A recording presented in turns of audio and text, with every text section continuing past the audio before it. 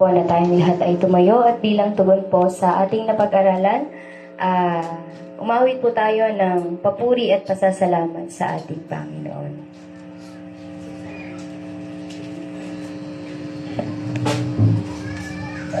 Awitin po natin yung Jesus, salamat.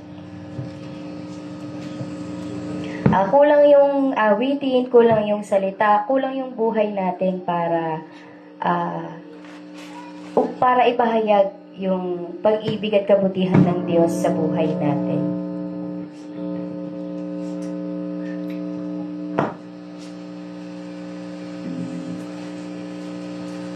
Tunay nga dakila ang ating Panginoon. Sabi sa ating awitin, nananatili kang tapat, sapagkat Diyos ibinigay mo ang lahat.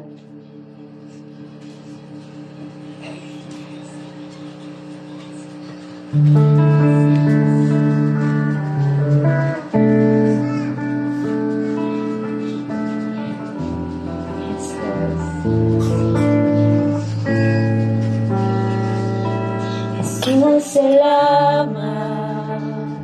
Oh Diyos, salamat.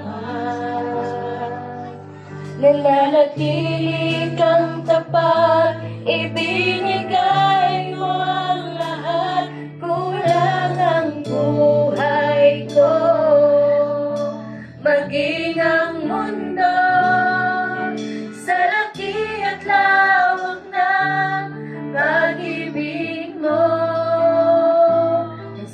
Salamat, oh Diyos, salamat.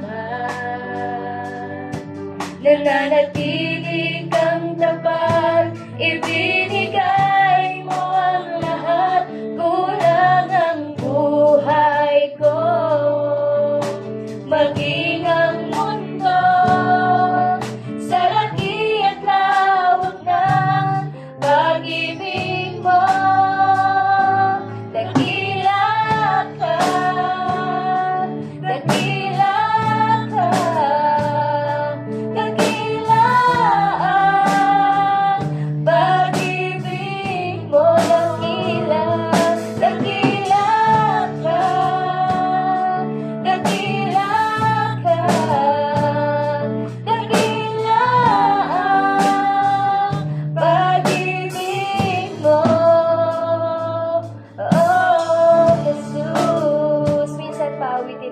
Jesus, salamat.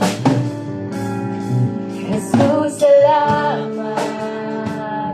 Oh Diyos, salamat. Nananatili kang tapat, ibinigay mo ang lahat. Kulang ang buhay ko, maging ang mundo sa laki at lawak ng pag-ibig mo. Dakila ka, yes Lord, dakila ka, dakila ang pag-ibig mo, dakila, dakila ka, dakila ang pag-ibig mo. Oh, Jesus. Amen. Sa Diyos po ang papurihan. At muli tinatawagan ko po ang ating panauhing pandangal, Pastor Jolly at si Pastor Peter, Pastora Elda, at si Pastor Bernie para ibigay po ang token of appreciation at certificate po sa ating speaker.